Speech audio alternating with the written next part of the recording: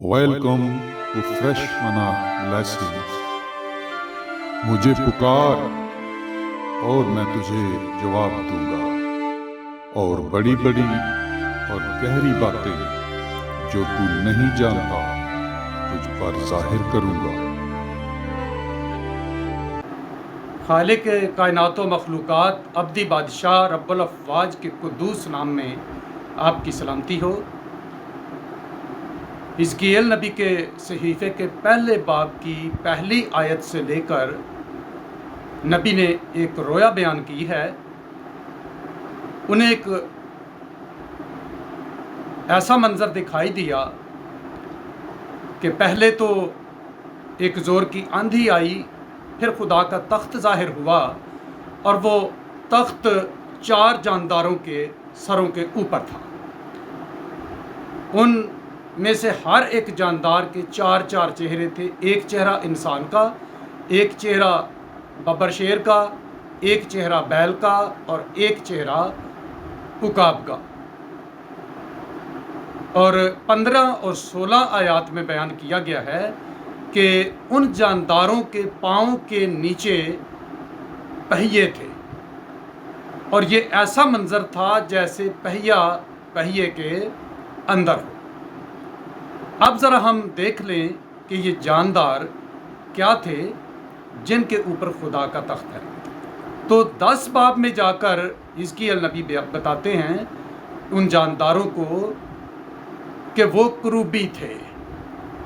تو اسی طرح اور بہت سے حوالہ جات ہمیں ملتے ہیں، مثلا پہلا سموئیل 4 باب کی 4 آیت، دوسرا سموئیل 6 باب کی 2 آیت، دوسرا سلاطین 19 باب کی 15 آیت، پہلا تواریخ 13 باب کی 6 آیت، زبور 80 کی پہلی آیت، زبور 99 کی پہلی آیت، یسایہ 37 باب کی 16 آیت۔ ان سب حوالہ جات میں بیان کیا گیا ہے کہ ہمارا خدا جو کروبیوں پر بیٹھتا ہے، جو کروبیوں پر سواری کرتا ہے۔ تو اس کا مطلب ہے خدا جب تخت پر بیٹھتا ہے تو وہ کروبیوں پر بیٹھتا ہے۔ اس کا مطلب کہ تخت کے نیچے جو 4 جاندار حزقیل نبی نے دیکھے وہ کروبی ہی تھے۔ تو کروبی فرشتوں کی ایک بہت خاص قسم ہے جو مقرب فرشتوں سے بھی افضل ہے، جو سرافیم سے بھی افضل ہے، کیونکہ اور کسی فرشتے کو خدا کے تخت کے نیچے بیٹھنے کی اجازت نہیں ہے۔ خدا کے قریب ترین جو فرشتے ہیں وہ کروبی ہیں۔ تو آج ہمارا مضمون صرف ان پہیوں کے بارے میں ہے، اس لیے میں دیگر نکات پر بات نہیں کروں گا، بلکہ ہم آج صرف ان پہیوں پر ہی بات کریں گے، کیونکہ ان کی تفصیل ہی کافی زیادہ ہو جائے گی، اور اگر میں باقی سارے حصے تخت کے بیان کروں گا یا کروبیوں کی اور تفصیل بیان کروں گا تو پھر پیغام بہت ہی زیادہ طویل ہو جائے گا۔ تو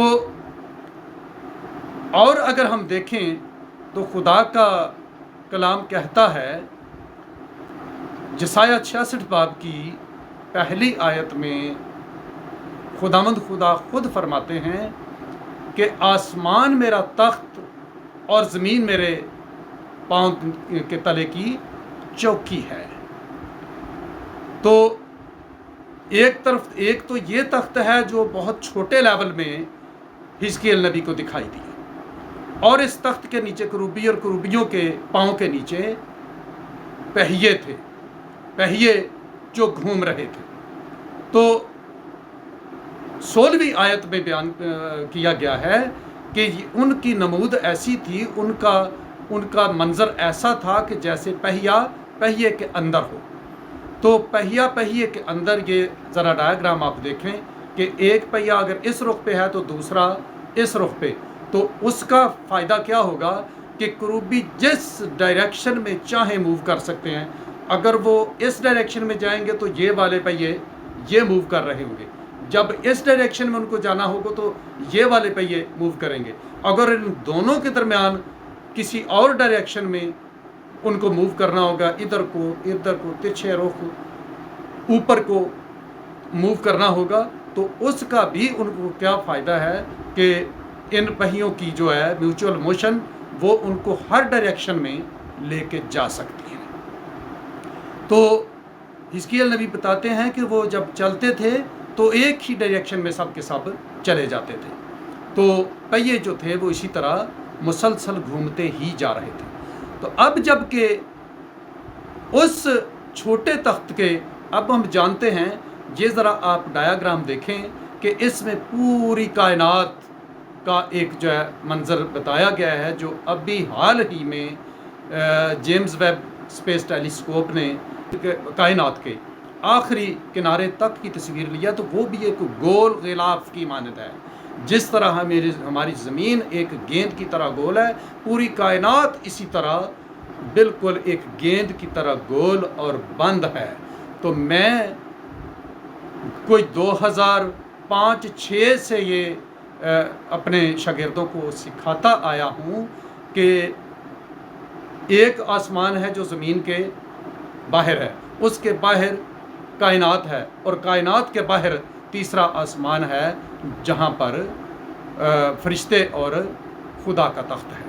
तो अब भी साइंसदानों ने इस बात को देख भी लिया है, मान भी लिया है और डिक्लेयर भी कर दिया है कि कायनात का नक्शा ऐसा ही है। और इसके अंदर इस डायाग्राम में आप देखें कि तमाम की तमाम जो कहकशाएँ हैं, जो तमाम सितारे हैं, जितने सिस्टम हैं, हमारा सोलर सिस्टम, ये सब कुछ इसी के अंदर बंद है।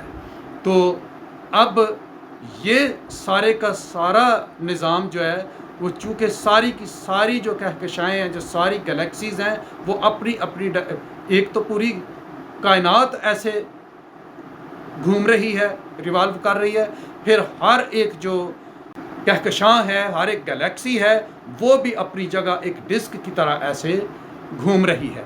तो अब जहाँ सारे की सारी कायनात, सारे की सारी जो यूनिवर्स है वो घूम रही है, तो उसके अंदर जो कहकशाएँ हैं, जो ये गैलेक्सीज़ हैं, ये भी ऐसे घूम रही हैं। तो ये अब क्या है, ये एक बड़े कायनात का जो एक गोल पहिया नुमा शेप है, उसके अंदर ये गैलेक्सीज़ के छोटे पहिए घूम रहे हैं। और गैलेक्सीज़ भी कितनी कितनी बड़ी हैं कि जिनका डायामीटर लाखों लाइट ईयर्स है। तो लाखों लाइट ईयर वो डिस्टेंस है जिसे इंसान कभी अपनी ज़िंदगी में पार कर ही नहीं सकता। इतनी तो ज़िंदगी इंसान की तो चंद ज़मीनी साल ज़िंदगी होती है। तो ये इतने ज़्यादा फासले, इतनी बड़ी, तो ये सब इसी तरह घूम रहे हैं। तो ये ज़रा अपनी गैलेक्सी का भी आप मंज़र देख लें, जिसका नाम मिल्की वे है। इसी का कुछ हिस्सा हमें वो दूधिया सड़क की सूरत में आसमान पर नज़र आता है।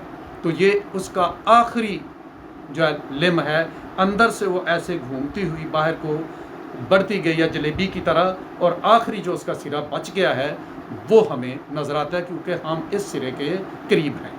तो इस सिरे के करीब फिर हमारा सूरज है, जिसके गिर्द सारे के सारे प्लैनेट्स हैं, सारे सैयारे हैं, जिनमें से एक प्लैनेट हमारी ज़मीन है। तो अब ज़रा आप सोलर सिस्टम को भी देख लें कि सूरज के गिर्द जो मुख्तलिफ प्लैनेट्स ऐसे घूम रहे हैं, तो ये इस गैलेक्सी के एक सिरे पर है, एक कोने पर है। हमारी गैलेक्सी का साइज़ जो है, डायामीटर जो है, वो कोई 1,00,000 लाइट ईयर्स काउंट किया गया है। तो एक किनारे से 30 लाइट ईयर्स के फासले पर हमारा सूरज पाया जाता है, हमारा सोलर सिस्टम। तो ये भी जो अब हमारे घूम रहे हैं प्लैनेट्स सूरज के गिर्द, तो इनके आप मदारों का अगर जायज़ा लें तो ये भी क्या हो रहा है, ये भी दायरों के अंदर दायरे या पहियों के अंदर पहिए हैं। आसमान खुदा का तख्त है, आसमान खुदा का तख्त है, और उस तख्त के नीचे पहिए हैं। ये पहिए हैं, ये वो आसमान वाला तख्त है जिसके नीचे ये कौन से पहिए हैं। ये पूरी यूनिवर्स एक पहिया है, उसके अंदर खरबों की तादाद में जो गैलेक्सीज़ हैं वो पहिए हैं।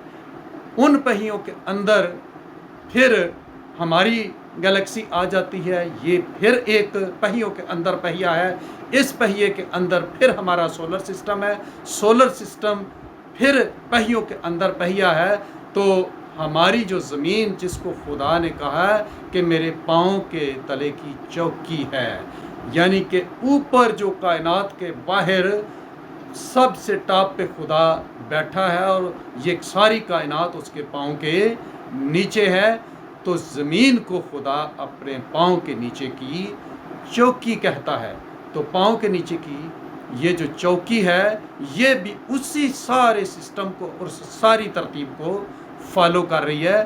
تو جو کچھ خدا نے کہا یسایہ 66 باب پہلی آیت میں کہ آسمان خدا کا تخت ہے اور زمین اس کے پاؤں تلے کی چوکی ہے، تو جس طرح وہ تخت ایک چھوٹا کر کے حزقیل نبی کو دکھایا گیا کہ وہ تخت کروبیوں پر ہے اور کروبیوں کے پاؤں کے نیچے پہیے ہیں، تو اس کا مطلب ہے کہ یہ جو ہماری یونیورس ہے، ہماری جو کائنات ہے، اس کے اوپر فرشتوں کا مسکن ہے، فرشتوں سے بھی زیادہ سربلند کروبی ہیں، کروبیوں کے اوپر بادشاہ رب الافواج ہے، ہمارا زندہ خدا۔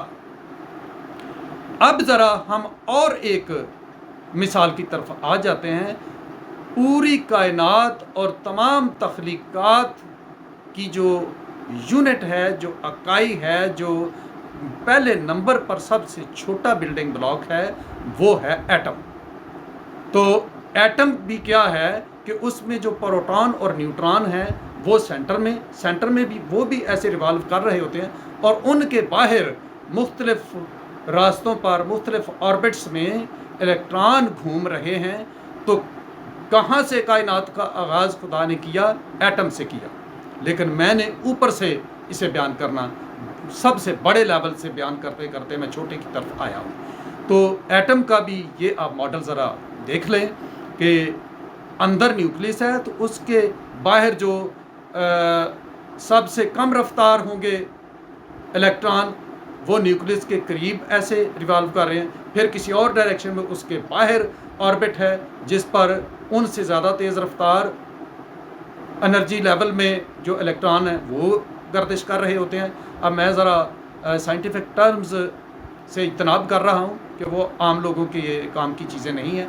تو یہاں سے جو خدا نے آغاز کیا کائنات کا، تو یہ ایٹم کو بھی اسی سٹرکچر پر بنایا ہے کہ پہیوں کے اندر گھوم رہے ہیں۔ تو اسی کو بڑا کیا، ان سے بڑی چیزیں، ان ایٹموں کو جوڑا اور بڑی چیزیں بنائی ہیں۔